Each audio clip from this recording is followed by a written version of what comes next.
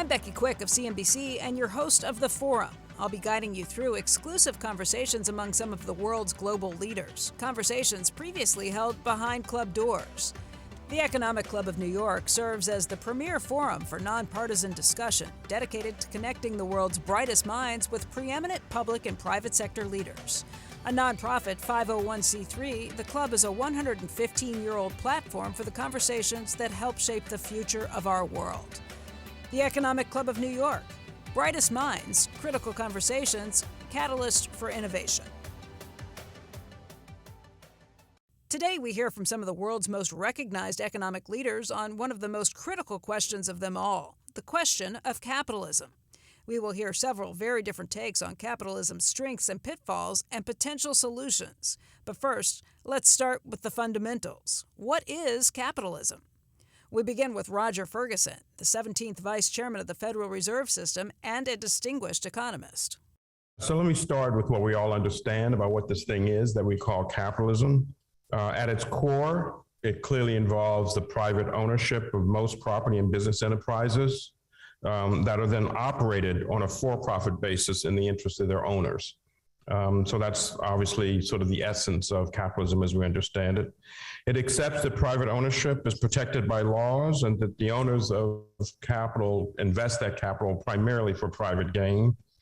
And additionally, I'd say adherents of the capitalist system generally believe that forces of supply and demand should determine prices, and those prices determined through forces of supply and demand should serve the best interests of society. And similarly, I'd say in a capitalist system, we all believe that the forces of competition with businesses rising and then also necessarily being destroyed or going out of business are thought to enhance both short-term private welfare and also long-term societal welfare. And then finally, those of us who believe in capitalism believe in the very importance of the freedom of choice for all economic activities, actors when it comes to everything, consumption, investment, production, et cetera. Let's start with the good news. Ferguson outlines how capitalism has historically benefited society. He immediately follows with the undeniable problems that capitalism has created. So what can we say has been the results of this big trend where almost all economic societies and literally billions of people lived under a version of this thing called capitalism? Well, it's well understood that literally hundreds of millions of people in various parts of the globe came out of abject poverty into something that might be described as roughly a middle-class income and lifestyle in many of the societies that we've talked about, China being most famous, but India as well. We've also seen the rise of some major global companies that have changed the way we deal with fundamentals, things such as information. So think of Microsoft, think of Apple, think of Google. These have all literally, and they're all literally about 20 or 30 years old, and they've transformed the way the world lives. And life expectancies until recently have been generally rising almost everywhere. So one would look at this period of global capitalism and say, well, not badly done. There are a lot of positive things to say about that. At the same time, critics also point out some major failures. So most notably, late 20th century capitalisms have contributed to a dramatic increase in income and wealth inequality. Within the United States alone, we have seen that so-called middle income has maintained basically a stagnant income level in real terms since roughly 1974, 1975, certainly since the 1980s. At the same time, those of us who are fortunate enough to be in the upper income areas have seen that our incomes have grown roughly at 6% compounded annually since really 1980. Wealth income, both wealth inequality, both here and around the world, is much more starkly divided as well. Some economists and other observers point out that some of the major challenges in this world of externalities that I talked about have become much worse of late. So thinking about climate change or the loss of biodiversity, and many people would argue that's a failure of capitalism as we've dealt with it in the last 30 plus years, that we haven't really confronted those issues. From a similar position of nuanced optimism, Brian Moynihan, the chairman and CEO of Bank of America, summarizes the concerns about capitalism. I do acknowledge the concerns that are out there. The concern around equal access to opportunity to participate in capitalism. The concern whether companies are sharing profits or paying people equitably. The concern and debate around priorities of capital return. Discussion of whether the issues of climate change are getting away from our society. And the concern of what will happen to today's workers as we continue the path of the fourth industrial revolution. The consistent discussion also of responsible impact or ESG investing. And last, the discussion about responsible self-governance by companies. Considering these critical concerns, capitalism has no shortage of critics, both among economists and the public. Ferguson cites economists in the opposing camp. And then there are other voices in economics. Ann Case and Sir Angus Deaton, in their book, The Deaths of Despair and the Future of Capitalism, argue that capitalism in its current form is literally destroying the lives of many working class people. I don't necessarily subscribe to that, but a typical quote from their book, quote, over the past 2 decades, the period I'm talking about, death of despair from suicide, drug overdose, and alcoholism have risen dramatically and now claims hundreds of thousands of American lives each year. So while we look back and say capitalism has brought literally hundreds of millions of people out of poverty, there are clearly some areas in which capitalism is thought to have failed, and in some cases failed miserably. He goes on to reference the 2022 Edelman Trust Barometer, evidence of the declining public faith in many of our systems. And in the 2022 version, most recently released, a full 52% of respondents agreed with the following statement, quote, capitalism as it exists today does more harm than good in the world. So 52% of these respondents thinks that the capitalism that we have experienced since the end of the Berlin Wall does more harm than good. The Edelman Trust Survey shows that only 51% of all respondents around the world expect their families to be better off 5 years from now than they are now. But interestingly and depressingly, in the most advanced economies, that number that agreed with that statement ranged from 15% of Japan, in Japan, so only 15% thought their families would be better off 5 years from now than today. And only 43% in Singapore felt that. Here in the United States, 40% of the respondents felt that their families would be better off 5 years from now than they are today. And that in the US has declined from about 43% in 2020, 46% thought that things would be better for their families 5 years hence than now. That was back in 2021. And you have to go back to 2019 to see it break even roughly at 50-50, where about half thought my family would be better off and half thought that would not be the case.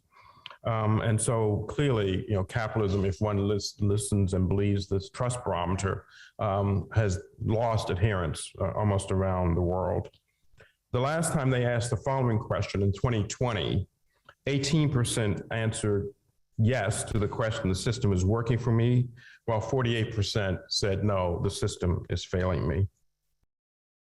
Would you like to be part of the conversation at the Economic Club of New York? Learn more about membership, the New York City and National Fellows programs, and other opportunities for engagement in the club at www.econclubny.org. After recapping the critical concerns created by our capitalist system, ranging from inequality to climate change, citing the criticism of other economists, and examining the declining public opinion, Ferguson continues with a statement declaring capitalism in crisis. So clearly, I say here in the halls of the Economic Club of New York that we are confronting a crisis in the global capitalism system that has prevailed for the last 30 plus years. It seems to me the question of the future of capitalism is squarely on the table. Paul Gigot, the Pulitzer Prize-winning commentator and editor of the editorial pages of the Wall Street Journal, takes a different view on the rising anxiety that's reflected in polls like the Edelman Trust Barometer. Gigot says that rising anxiety is just a predictable symptom of success rather than evidence of crisis. He reflects on this paradox of prosperity in an address that he gave to the club celebrating its centennial year back in 2007 with a message that is still relevant today. According to the opinion polls, Americans are nervous about the present and fearful about the future. Instead of celebrating the fact that more Americans are getting richer, we fret about inequality and talk about raising taxes to redistribute income. Instead of seeing China's growth as vindication of our own free market system, we see a threat and we talk about tariffs and challenging China. Instead of seeing immigration as proof that America is still the land of opportunity, we talk about building a border fence and maybe even deporting Mexicans. The great Austrian economist Joseph Schumpeter described it as the paradox of prosperity, by which he meant that capitalism creates great new wealth, but it does so through innovation and disruptive change, which in turn creates anxiety and a reaction against the policies and the beliefs that create wealth. He called this creative destruction. I don't have any grand solution for this prosperity paradox. There really isn't one. The point is to recognize that, however, that our current anxieties are not unprecedented and that they are the consequence not so much of our failure, but in large part because of our success. Schumpeter himself was a pessimist. He predicted that capitalism would not survive the disquiet and hostile intellectual class that it created. I also once asked Vermont Royster, another former Wall Street Journal editor, if he was an optimist. And Royster replied that he was a short-term pessimist, but a long-term optimist, as long as you define the long-term as a couple of 100 years. He was a crusty fellow, Roy. But I think the final decades of the 20th century have proved that Schumpeter was wrong, at least about America.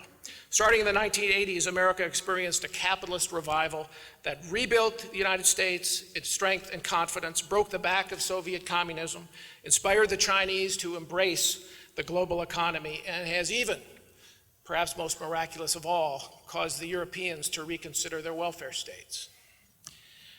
Yes, our current challenges are different and they are often daunting, but the worst mistake we could make would be to lose confidence in our own economic model of low taxes, free trade, free movement of capital and people, and especially in American global leadership. Just when the rest of the world is emulating us more than it has for decades, and just when the world really is desperate for that leadership, even when they disagree with us on this or that issue, they want our leadership. Ferguson does share much of this optimism in capitalism. While he validates the current challenges as critical ones, he echoes the idea that the crisis is not an unprecedented one. But I would say, as a voice of optimism, if one thinks about economic history, we point out this is not the first time that capitalism has been under threat. And we've seen in the past, with the help of government intervention in the form of new rules, new regulations, even new markets, that capitalism can in fact right itself. And here I'm thinking primarily the progressive era in our own history that featured rules on things such as work conditions and child labor and working hours. All of that helped to create and extend the life of capitalism. Part of Ferguson's optimism is intervention. With intervention, he says, we can create a more equitable capitalism. So what does the future look like? What role can the business community play in creating a more equitable and sustainable capitalism? He identifies 3 key trends among business leaders with the potential to revive trust. So what are some of those trends? First, we have the emergence of a broadly defined and accepted concept of shareholder activism that's coming from asset managers and asset owners. That group of asset managers and asset owners, mainly pension funds such as TIA, the company I had the privilege of leading, foundations, endowments, but more recently index funds and other passive investors, they all recognize that they are unlikely to be willing to sell their shares in major corporations in the US and around the world.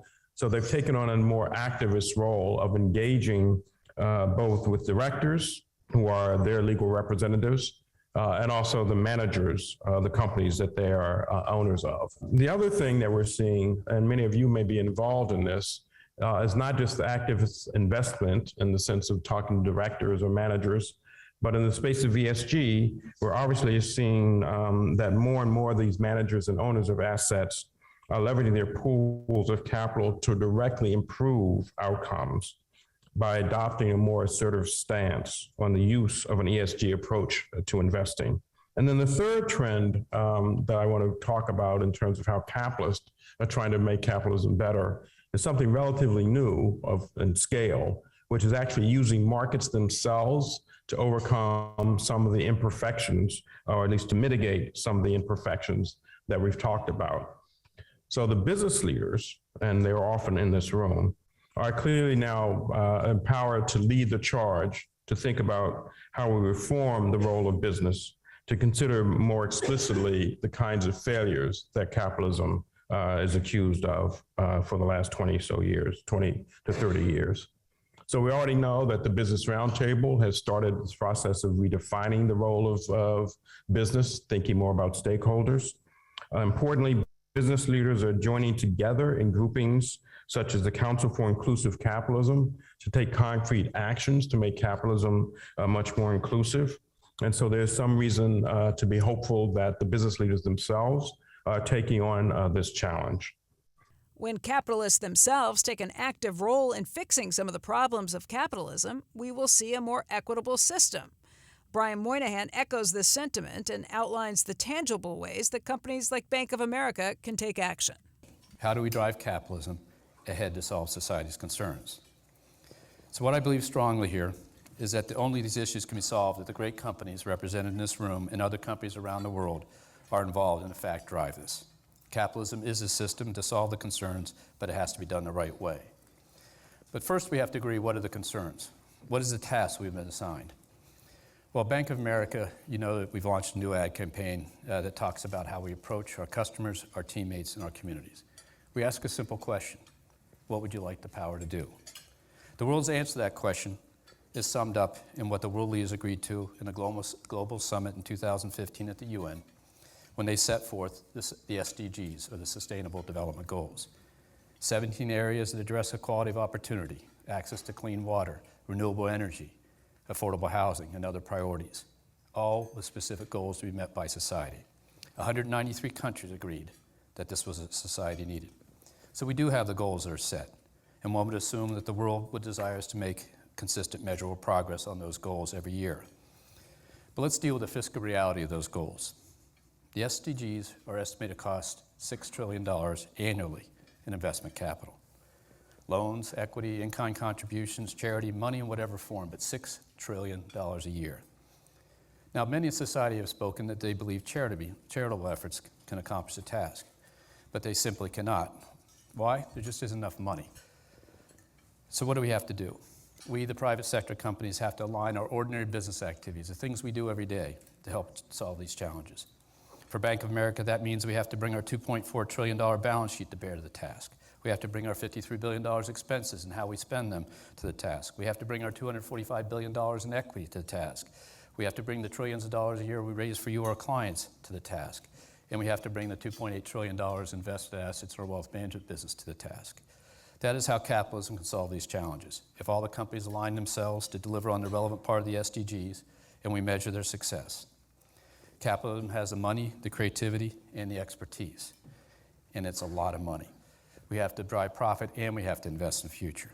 We have to do both, otherwise, simply, I won't be here, because the next management team will be here to drive that profit. Companies have to conquer the genius of the and, as Jim Collins calls it. We have to produce great profit and deliver on our purpose. We have to produce great returns and answer the world's response to the question, what would they like the power to do? If private companies focus on delivering both through their individual business routines, operations, and practices, then we can channel the world's capital to the progress in the SDGs.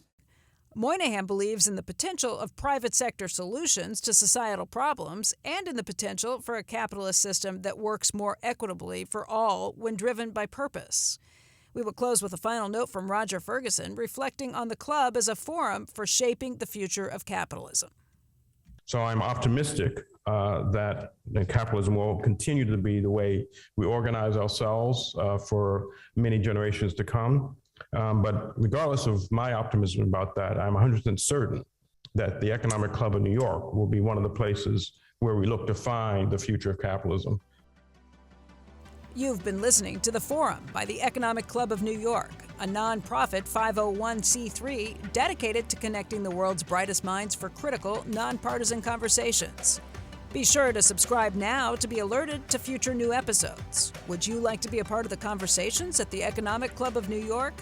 Learn more about membership, the NYC and National Fellows programs, and other opportunities for engagement in the club at www.econclubny.org.